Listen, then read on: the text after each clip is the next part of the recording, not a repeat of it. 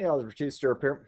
So we want to go ahead and start doing this, determining the equations of quadratics, develop and understand how to write from vertex, point, so on and so forth. All right.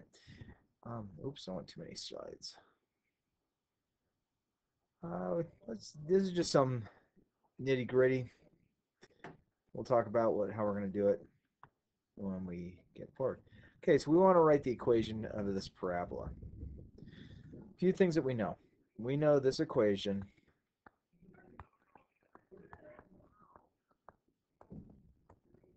and that's our vertex form. Agreed? So my vertex is -4, 7. So if I plug it into our equation, remember, because there's a negative there, it's going to change that sign, and then the 7 is going to plug in here. So okay, y equals a x plus 4 quantity squared plus 7. Now, being we have this other point here, we're going to plug that in. So that's an x and a y value. The other one, of course, is xy as well, but it's a special xy because it's our vertex. So let's plug those values in, and we'll be able to solve for a. So I have 3 equals a. X we know is -2 plus 4 quantity squared plus 7. Let's do the math. So that's going to give me 2. 2 squared is 4, so I wind up with 4a plus 7. Subtract 7 from both sides. Divide each side by 1, or by 4. So I find that a is equal to -1. So now we have enough information here. We're just going to plug that -1 right back in there. So I get -1, or just negative, x plus 4 quantity squared plus 7. So this, my friends, is the equation of that parabola. Okay?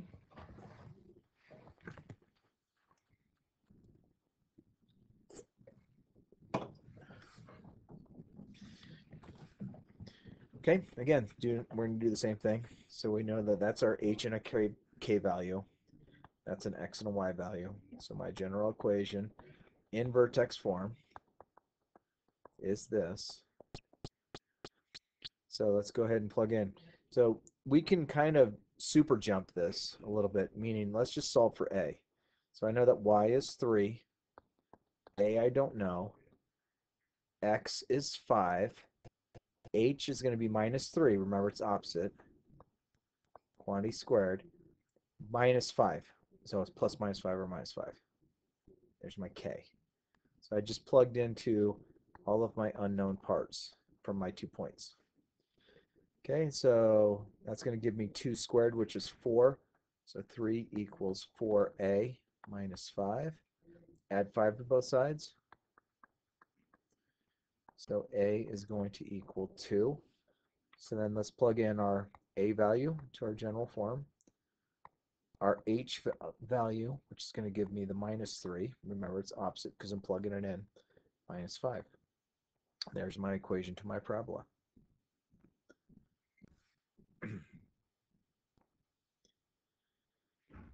Okay, same idea.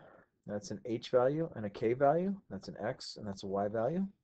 So I still have y equals a x minus h quantity squared plus k. I'm going to plug in all of my values. So y is 2, a I don't know, x is 2, h is -2, so that's going to give me a +2 squared, k is +10. So we get 2 equals 2 times 2, or 2 plus 2 is 4. 4 squared is 16. Is that okay? Plus 10. Subtract 10 from both sides. Divide each side by 16. So I find that a is equal to -8/16, or -1/2. So I'm going to plug that in as well as my h and my k value. So I get y equals -1/2. X minus -2, so x plus 2 plus 10. There's my equation to that parabola.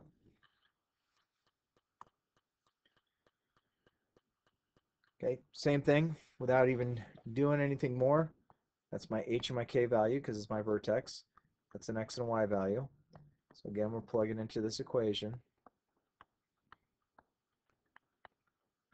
So let's plug in what we know. Y is 54. A, we don't know. X is negative 3. H is negative 1 or minus 1. K is negative 10. All right, so I guess we could add 10, bring that over. And that's going to give me negative 4 squared, which is 16. Divide each side by 16. How many times is 16 going to 64, friends? Just say 4. So my equation to this is going to be y equals 4x minus 1 quantity squared plus k, which is negative 10. There's my equation.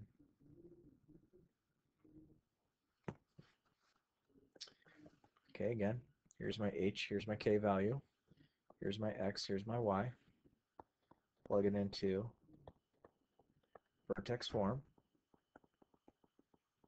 Let's plug in everything we know. We know that y is negative 3. A, I don't know. X is 8. H, it's going to be the minus 4, right? Squared. K is 5. Let's subtract 5. So I'm going to get a negative 8 over here. 8 minus 4 is 4. 4 squared is 16. Divide each side by 16. So I'm going to get negative 1/2. So let's plug back in our h and our k and our a value that we just found.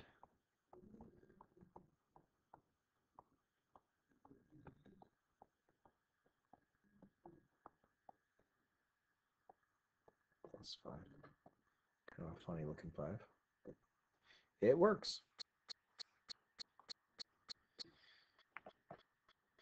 All right, this is going to be done the exact same way. So h and k, x and y. So why don't you try it?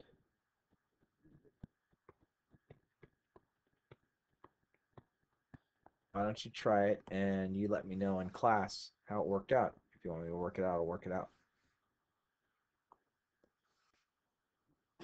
All right, so now this one's a little different because we have these intercepts that are given to us.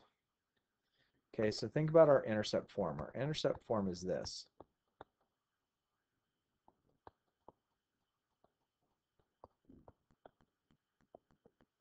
Or our factored form. Okay, so we're going to plug our values in. So think about how I would get this. It would be, if I had x equals 3, the binomial that would go with would be x minus 3. If this is x equals 9, the binomial that would have been solved to get that would have been x plus 9. The kind of the gotcha on this one is we don't know what the a value is right away. So I'm going to take my two binomials, x minus 3 and x plus 9. So then I have to figure out my a value. Well, I still have this left. Remember, that's an x and y value. So I'm going to plug those x and y values into my green equation. I'm going to plug it into here. So I'm going to get negative 16. I don't know what a is. My x is 7, and then I have minus 3. And my other x, or my same x is still 7, so that 7 is going to be the same on both, and then plus 9. So I get negative 16 equals, let's do some math. 7 minus 3 is 4. 7 plus 9 is 16. 16 times 4 is, I believe, 64. So we'll divide each side by 64 and reduce the fraction. So I find that my a value is negative 1/4. So now I'm going to take this a value and I'm going to plug it right back in here. And the problem will be all done. Leave the x's and y's alone. So this is my equation. Happens to be in factored form, which is fine.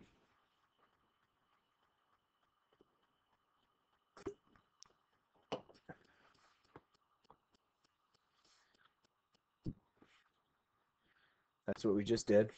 This is the information about what we just did. Okay, so let's do this again. So now this tells us the zeros. So this is like saying x equals 10. So the binomial for that is going to be x minus 10. This is going to be x equals negative 8. So that's going to be the binomial x plus 8. We don't know what the a is. Remember, those being multiplied together. Equals y. This is an x and a y value. So I get negative 104 for my y value. The a value I don't know. I have 18 minus 10 and 18 plus 8. So negative 104 equals a. 18 minus 10 is 8. 18 plus 8 is 26. And I don't know what 26 times 8 is. Tom Pie, I don't have a calculator with me. Sorry. That's going to be 48. 16, that's 208. Okay. This will actually work out pretty nicely. Divide each side by 208. So that's going to reduce to negative 1/2. We're going to take that negative 1/2 and we're going to plug it in right there.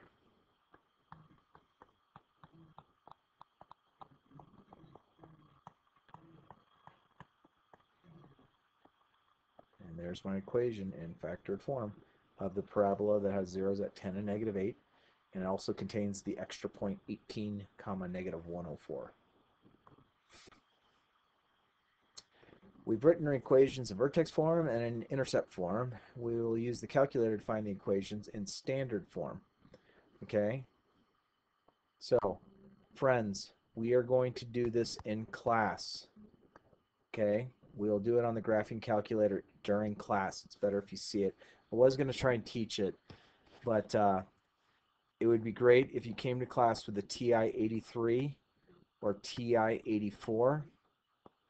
If you have the Inspire, please let me know in class, because I have a video that will help you do this on the Inspire. Okay, I have 8 calculators you can borrow in class, or if you would like to rent one, I will put the link to rent a calculator on our page so you can rent it. It's one of those where you go in and you pay for it, and then you show the receipt to the Math Science Resource Room, and they will take care of you. But this is better to do on the calculator, and it works really nicely, so we'll do this in class. This is just basically the steps of what we'll cover in class of how to do it. Okay, I won't be doing it on here for you. What I will do is I will actually record it in class. So it'll be a recording, but we will do it live in class when it's time to watch this video. This one as well, we will do on the calculator. Actually, this one they showed, table shows launching pad. This is the equation they gave us. This is what your calculator do when you do work it out. They plug the data into the calculator. This is the answer for it. Things that you should note: the r squared value is the two-dimensional analysis. We'll talk about what that means in class. But this basically means that the calculator is 99.9% sure that's the correct equation for it. Okay? So we will answer this in class as well. So make sure we talk about this in class. Okay? This will be recorded as well during class, so it'll be an extra video to watch. So any of the homework assignments that require the calculator, hold off on. We will do those in class. Cool? Have a great day, my friends. Take care of one another. Bye-bye.